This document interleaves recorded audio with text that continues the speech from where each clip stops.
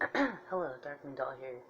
Today is Thursday, and on Thursdays I like to do a show called Spirituality Talk. Spirituality Talk is a show where I share with you the adventures that I've had on this planet thus far that have been of a supernatural nature, of a paranormal nature, of what may seem a mundane nature. But I feel like every moment within your life, of every day and every night, is a spiritual experience. And a lot of times, if we don't think about that, then we miss out on a lot of really special and magical things that can happen in our life. Um, yesterday, I like to look at my days and see what's happened in the day and try to figure out why did these things happen? Because each event in your life leads you to where you are right now, and how you handle each encounter that you have in your life is a result of how you handled the situation. So I just want to take time out to tell you guys a specific situation that happened to me yesterday. And a lot of people might think it's not that big of a deal, but if you're a sensitive soul on this planet, you will find it a big deal. The area that I moved into um, is a lot more aggressive. The people are a lot more like, this tough face look on them, and nobody really smiles around here unless you're going into actual business like a grocery store or, where people are being paid to be nice to you. But around here, I mean, people are just so hardcore in their demeanor and their look. Because I guess, they don't want to get taken advantage of. But whatever, it gets to the extreme and ridiculousness. Some of these people try to act so hardcore. I talked about this yesterday on the Productive Cannabis Connoisseur channel, where people act so hardcore and protective of themselves because they're afraid of being taken advantage of. I know that's what that is, because I did a really important errand yesterday, and I was stressing out a lot, feeling really anxiety ridden, but trying to get done the important things of the day, the beginning of the day. So when I came back from all my errands, somebody that lived upstairs came down, and it was a young black lady, slender, with the afro puff on her head and all that, and she came down and she was looking at me, I was looking at her, and I smiled, and she just looked at me like this. So, I mean, people will judge you no matter what, and I took that strangely. I didn't understand why she would look at me like that if I smiled. And people, when you smile, sometimes people are suspicious of you. I'm not telling people to walk around with a smile on their face all the time, but it's just this, like I said, this faux ghetto, like, hardness. It's not real. It's just like putting on this face, like I'm tough and I'm better than you, kind of thing. It's not necessary with me. This is really good. I have some spearmint tea and green tea in this cup, so. But yeah, I look at the encounters I have within the day, and I try to figure out why this happened. And it's this person's insecurity. When people puff themselves up, bigger, and try to make themselves look better, then they're really insecure about themselves. And they feel threatened in some sort of way. That was the impression that I was getting. And I'm thinking also because of my dreadlocks too. It sounds weird. It's like, oh, she has natural hair and I have natural hair. But that doesn't matter a lot of the times within the black community. Sometimes people would be shunned because they have free-form dreadlocks. That all their dreads aren't the same size. Some of them are sticking up in the air or whatever. You know what I mean? Everything's not perfect. And her afro puff was perfectly sat on top of her head. I mean, I think that people that have natural hair, just in general, I don't understand why you can't get along. Not everybody with freeform dreadlocks have stinky dreads, or they don't cleanse their dreads, or they're unclean people. That's just the whole stereotype that's going to be continuing to flood through the airwaves of internet and all kinds of shit. I mean, you'd be amazed at the videos you see on YouTube. where people are just shunning people with freeform dreadlocks because it's not what they would want, because they want something that's more pristine and perfect in their eyes.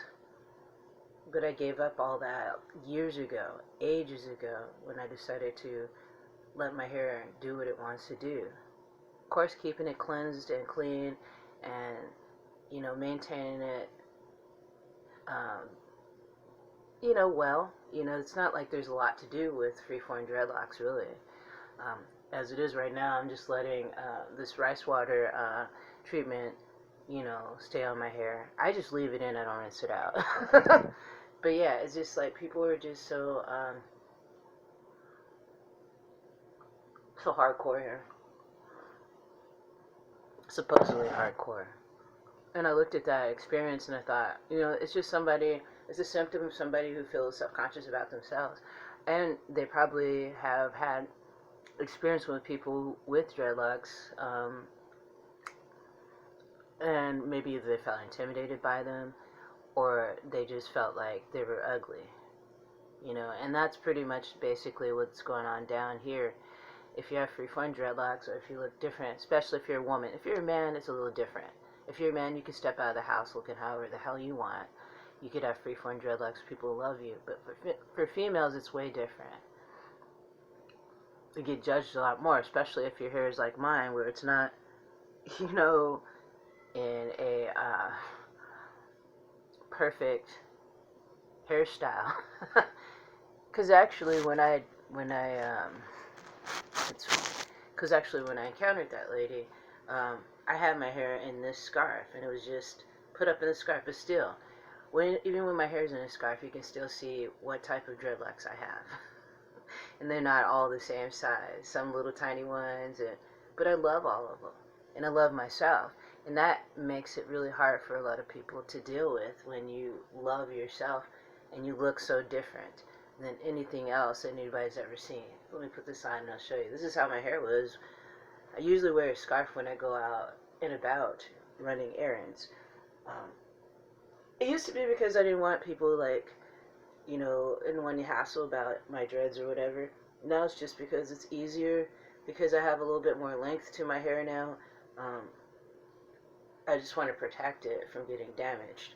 So that's pretty much how my hair okay, that's pretty much how my hair was, and I even had it back in a ponytail like that. And you could see some of it hanging out in the back, and some of the ones that won't fit in a ponytail were straggling. So, but yeah, whatever. But you can still see that I have many, many different shapes and sizes of hair, even throughout, with the scarf on my head.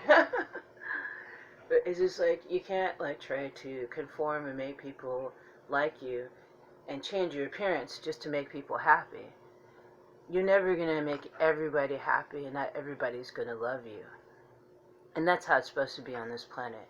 I used to be really extremely more sensitive than I am now. And I remember walking, when I lived downtown, walking about with my son when he was a baby in the stroller, just feeling good about life, feeling healthy, eating healthy foods and stuff. And I would smile at people as they come and approach me, and they would just look at me like, why are you smiling at me? You're gonna rob me? That's always that feeling that I get when people do that. They're just like, whatever, I don't know you. Don't bother me. So yeah, I'm chewing on some spearmint. But yeah, I just thought I'd come to you guys with a video for spirituality talk. Pretty much, you just got to be who you are. Some people will like you, some people will hate you, and some people will hate you for no apparent reason. But the reason is that they don't love themselves. Because if they're hating on you and they've never met you, then there's something wrong with them. It has nothing to do with you. And then again, if you think about it, all the lifetimes that we've accrued on this planet, there's got to have been some times when we came here and made some enemies. And so when you come back into another lifetime, you might meet that same soul from another lifetime. They recognize you on a soul level, but not maybe on a visual level, because you're in a different body. And you look different, but the soul is the same. So sometimes there's just some people you just don't like because of that. But I didn't sense that from this encounter. It was just she didn't like what I look like, and I smiled at her, and she's like, I'm not having it. And that's cool, whatever. I just figured we live in the same apartment complex. I don't want to sit down and kick it with you for hours on end and talk about stuff. I just want to be civil and smile and say hi. That's all I was doing. And people trip out when I do that. You know, I don't always walk around with a smile on my face either. I don't always, but if you're looking at me and just keep looking at me, I'm going to say something. I'm going to say hi. I'm going to say something. I'm not just going to just go whatever and look back at you all hard and shit because I don't even know you. And you haven't done anything to me. So why would I look at you like that? My looks are for a purpose, a reason, you know, and I'm not going to discriminate and hate on somebody I don't even know. You know, and some people might say this is petty when I'm talking about all this. It's not petty because people, we thrive on emotions and feelings. We push out energy to people when we care about them. We push out energy to people when we don't care about them. Negative energy. And whatever. She showed me, you know, I don't want to have anything to do with you because you're beneath me. And that was the kind of look that I saw this person give me. And I'm beneath you. We're all living in this, we're all living in this shithole place. And you trying to act like you're better than me. I definitely believe not. So anyway, thanks for joining me today for spirituality talk. Stay true to yourself and your feelings, and I try not to get too wrapped up in these experiences. You know, think about them, meditate on them, and then move on. But this world is just getting so overly conscious of the fact that they, you know, some people just want to be around certain people or say hi only to certain people. And that's just how it is. And I just think that you see it more when you're in urban areas. Where I lived before, it was not like that at all. Everybody was saying hi. And if you said, someone asked you how you doing, you said, oh, okay. Like, you don't look okay. How can I help you? You know what I mean? And then I spilled my tea all over myself. There ends the video. Bloopers included. But thanks for joining me today, guys. Thanks for subscribing to my channel. Thank you for the likes and shares. And thank you for your kind comments. Leave your comments down below. Let me know what you think about today's spirituality talk. Do you guys experience this?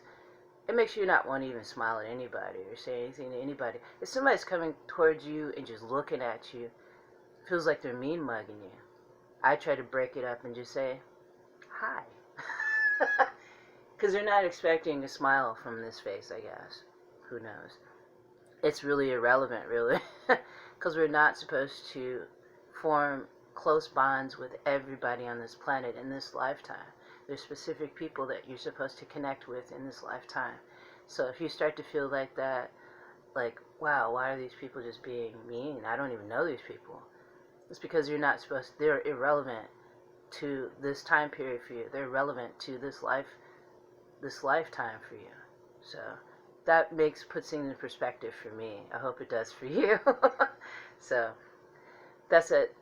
Brightest blessings to you all, and I will see you soon.